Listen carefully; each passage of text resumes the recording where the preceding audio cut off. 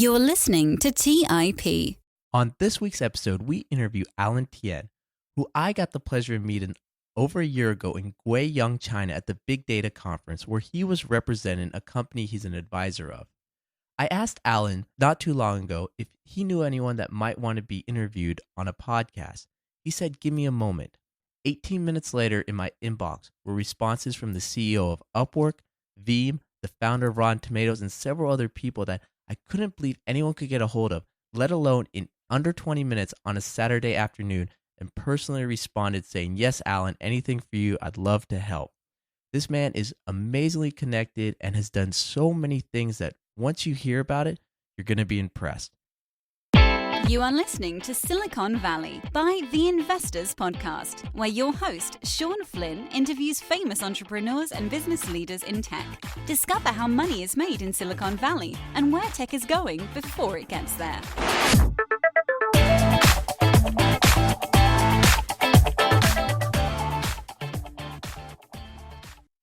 Alan, thank you for taking the time to be with us today on Silicon Valley. Hi, Sean. Thanks for inviting me. So, Alan, before going to PayPal and eBay, you had a 10-year career consultant in Silicon Valley. Could you kind of tell us what you were doing there and the ecosystem at that time? Sure. For a little bit of historical context, eBay had purchased PayPal right when I joined 2002. This was right after the bottom of the bubble.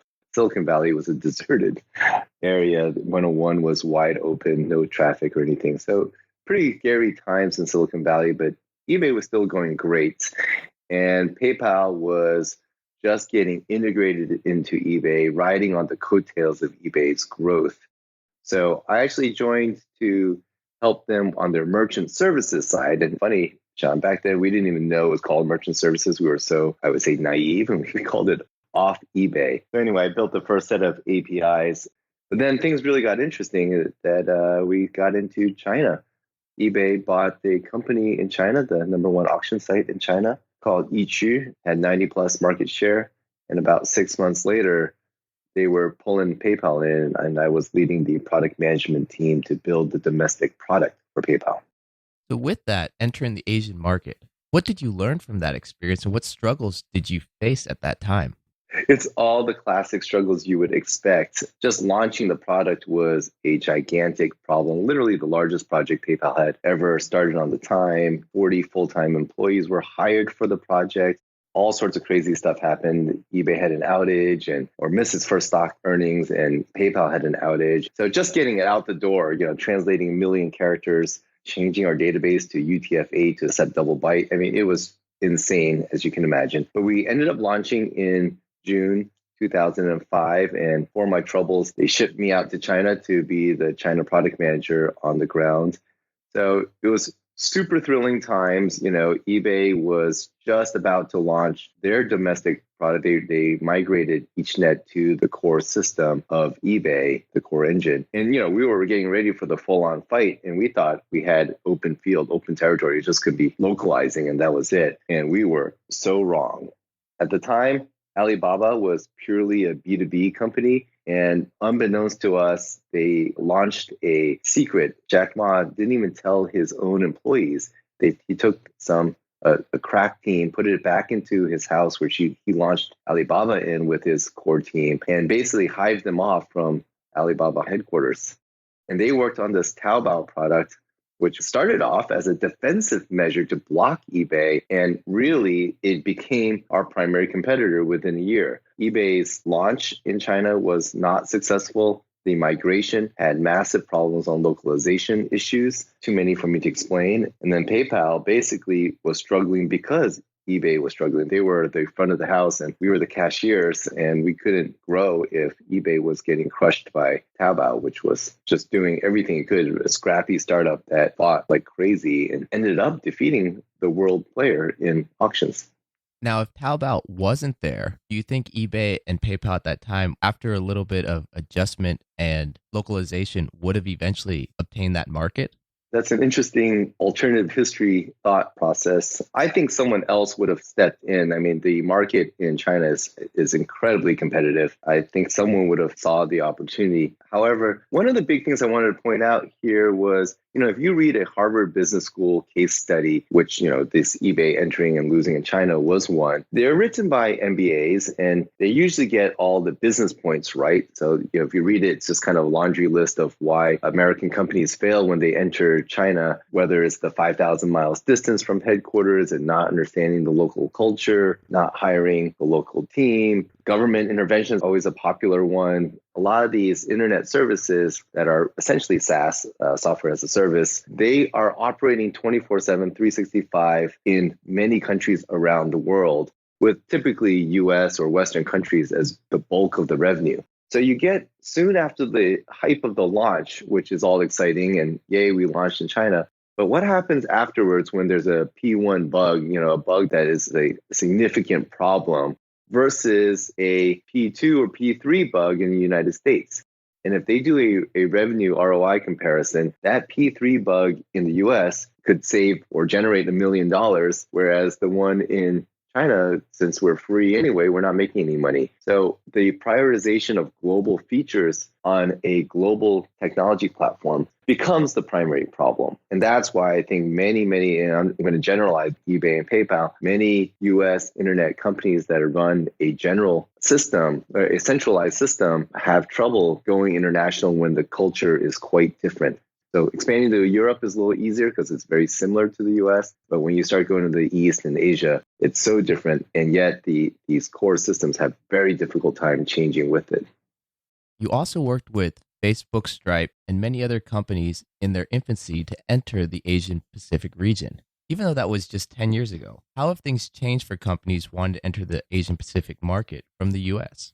I don't think things have changed. In fact, they might have gotten harder. In the past, back then, there was no real competitor. So Bo Xiao graduated from HBS, went back to China and built EachNet, which is the company eBay eventually bought. America was leading on all these great ideas. Today, Alibaba and Tencent and Baidu are the big three, so BAT.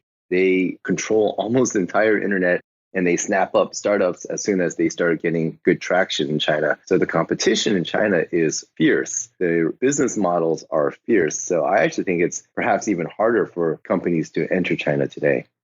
With your background, your entire career, including now, is focused in the fintech area. Can you tell us about kind of the evolution of fintech over the last 10 or so years and what you're seeing now?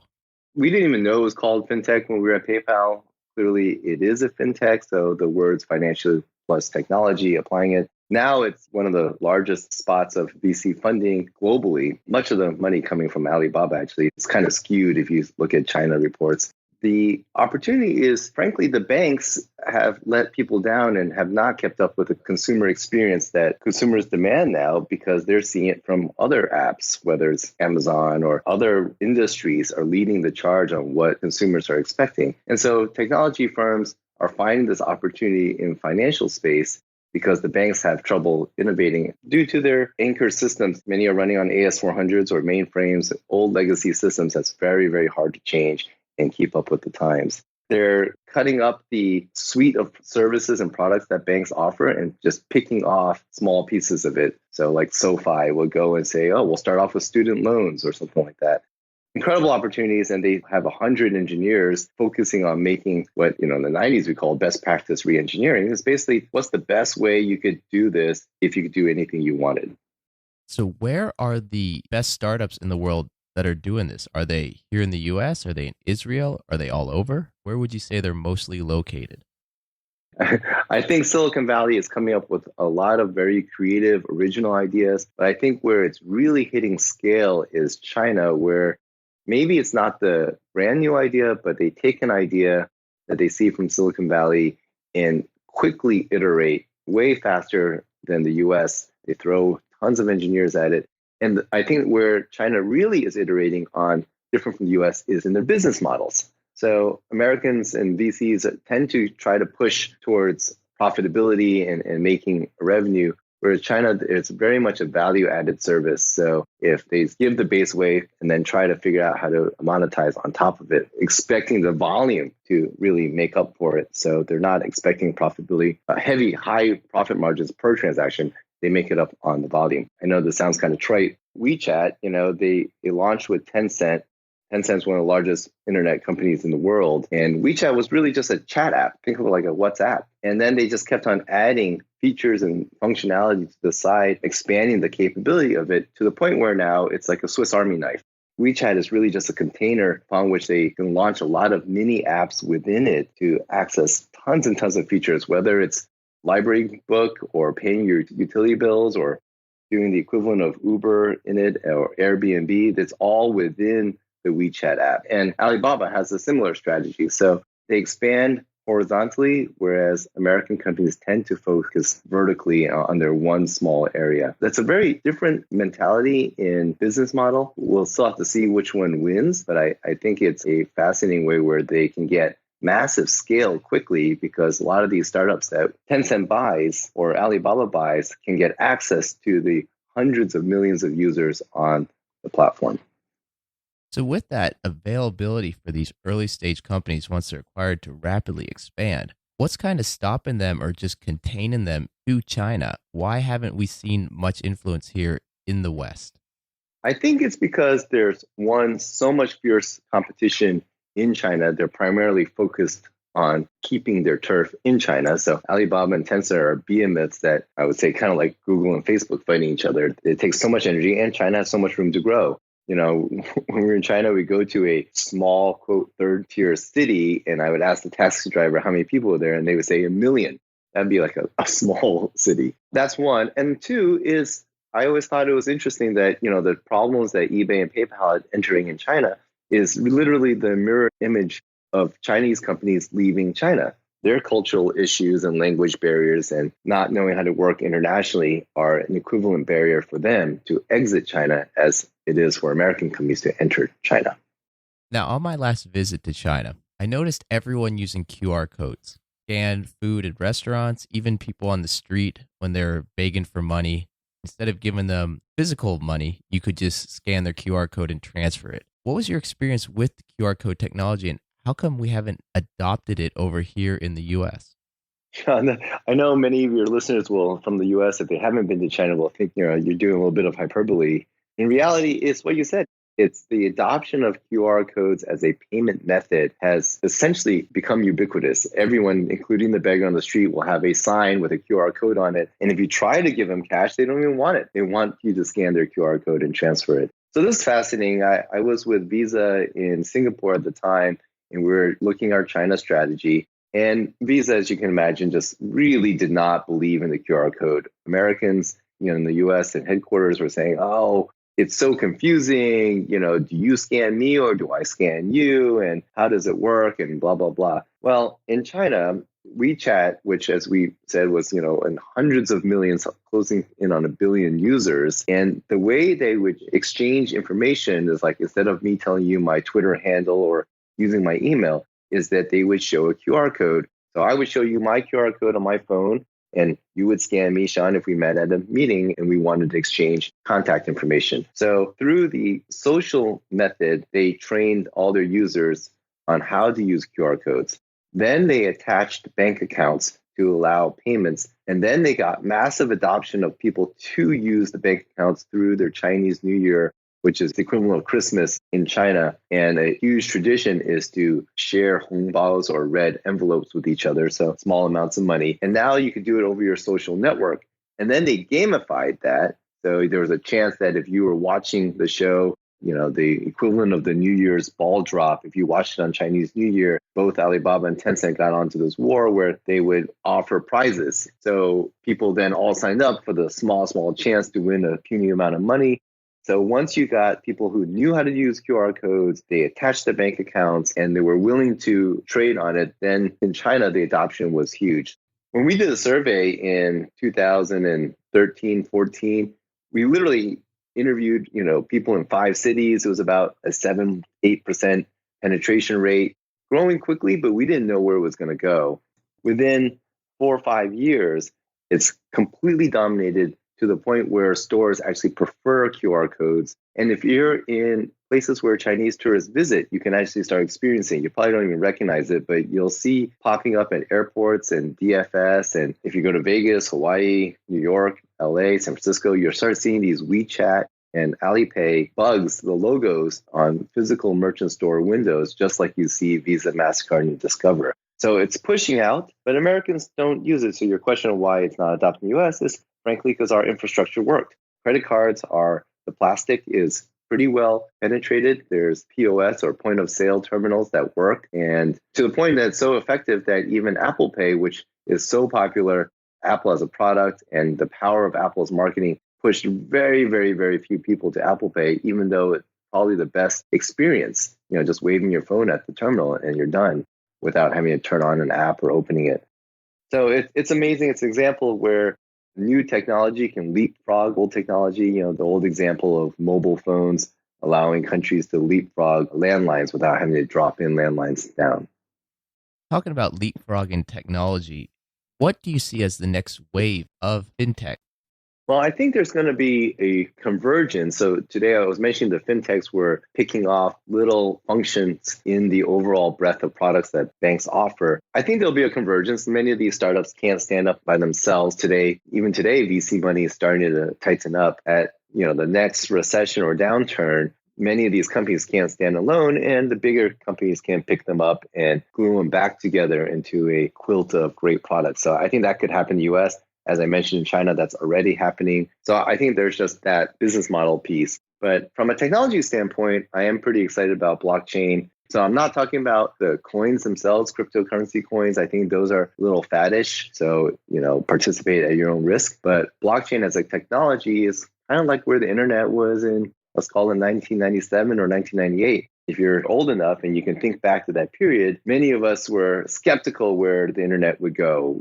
Those were still dial-up periods where you would hear the modem and, the baud rates were super low. Security was not figured out yet. There was pretty low trust. So a lot of those issues are kind of where blockchain is, but there's so much money and so many smart people working on it. A lot of these base tools will resolve some of the obstacles people say is blocking blockchain, like it's too slow or it uses up too many resources. There are many people working on a lot of those problems, but the benefits are quite good for certain use cases, many of them where you can't have the data change, so the immutability of blockchain. So titling or supply chain management, tracking all the different pieces of paper today that go through an entire, just use an example, a shipment from China to the stores in Walmart. There's a ridiculous amount of documentation and tracking that's done still today by paper or EDI, ancient protocols that could be moved to blockchain. So I think those are interesting areas to watch. Right now, you're focused on working with early stage companies in that fintech area. What else are you working on right now? Well, Sean, this may sound a little mundane. I'm actually working at a bank, Central Pacific Bank here in Hawaii. And it may seem a little strange to kind of go backwards in a bank, but there are 10,000 community banks in the United States, many of them of which are in the same state where, as I mentioned before, legacy systems haven't had to compete at the same level. We're actually relatively fortunate in Hawaii that we have 3,000 miles of ocean, but that used to help us when competing banks had to drop branches down. And now the digital world is changing a lot of that. So banks on the mainland, which is what Hawaiians call the contiguous 48 states in the US, they don't have this luxury of distance, and the competition is fierce, especially not only from the fintechs, but the big national banks, whether it's Wells Fargo or Citi, they have hundreds of millions of dollars to invest in this technology. So really now it's how can community banks, which I believe are a critical fabric of society, how can they stay alive, keep employing their employees, and offer a service to customers that the digital guys can't? So we probably don't want to walk in the branch all the time, but occasionally we might want to see someone face to face. But we also expect the digital experience to be at the level that fintechs are offering. So that's kind of the interesting intersection I'm facing now. What's the real world application in banks? I think that could be generalized to many banks. So I think that's an interesting space. Fiserv is a huge bank operating system. They just bought First Data for $30 billion. So there's a lot of opportunity in this space, supporting banks, kind of the B2B space. I think a lot of people focus on the B2C space or C2C, where a fintech app is going directly after consumers. But many of these neo banks that went straight to consumers are finding some challenges in that they have difficulty scaling. You can get the first couple million users. How do you get more after that? How do you stay profitable? How do you not implode under your own weight? Whereas banks have the licenses, have the assets, they need the technology. So I think the marriage of technology to the banking system is an interesting space. That's why I'm working in it to learn much more about it.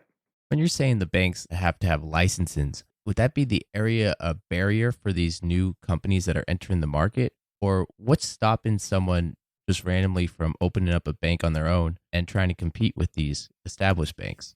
The banking industry is incredibly regulated, just like insurance. And that's why it's been difficult for companies to enter. So startups are often either in the gray area and hoping that regulators give them some room or just don't even see them. They're not on the horizon. Or they partner with the bank to borrow the license, so that it requires a pretty progressive bank to be supporting them. Or they kind of get a simpler license, like PayPal has a money transmitter license, or Veeam, the consultant with for entering China, has 50 money transmitter licenses, which is a much lower bar than banking license. Your job is to move the money, but you don't have to hold the asset and keep it secure. So many of them will choose kind of a simpler license to work with, and then very carefully work out what they can do, go into the gray zone. Ask again about the licenses. Is this something that actually helping out the established companies to fend off new competition? Yeah, the licenses take a very long time if you can even get them. So many of them, they're kind of like these chicken and egg problems. Like your executive staff needs to have 5 years of experience in the banking and the risk area and the asset area, blah, blah, blah, blah. So all these things sometimes are very difficult to get, even if you check all the check boxes. So it's quite amazing. For example, a startup like Veeam was able to get them. However, their senior staff came from Western Union, knew the regulators, knew what they wanted. So it was possible. And generally, it's not that easy to get licenses. So if you have deep pockets and you have grand aspirations, getting a license may help because it's a competitive barrier to everyone else. However, generally, it's very, very hard.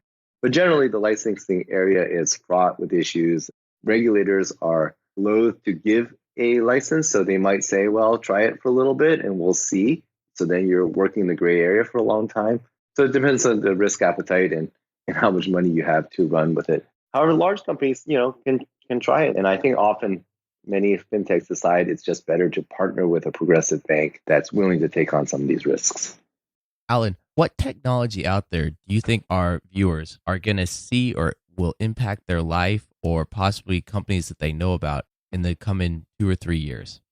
I mentioned blockchain earlier. I'm not sure 2 to 3 years, and it might be invisible. Again, I'll use Veeam as an example where blockchain is used to move the money across the oceans, but at the end, it comes back to the fiat currency. So as a user, you wouldn't even know that blockchain is being, or when it's used and when it's not being used. So I think we'll see some examples of that. If blockchain goes into home title insurance or something like that, you may not even know it's the title is being stored on blockchain or that it's ensuring the safety of the title through blockchain.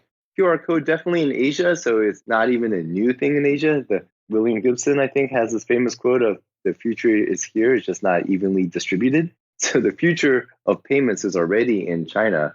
It's just that we don't see it here in the US. So I think Facebook teams and such have sent their teams to Asia. And the first thing the Asia team out of Singapore will take that product management team of 10, 20 people with their designers and show them how the QR code is working and how the apps have fully integrated all the different apps. So the breadth of apps available.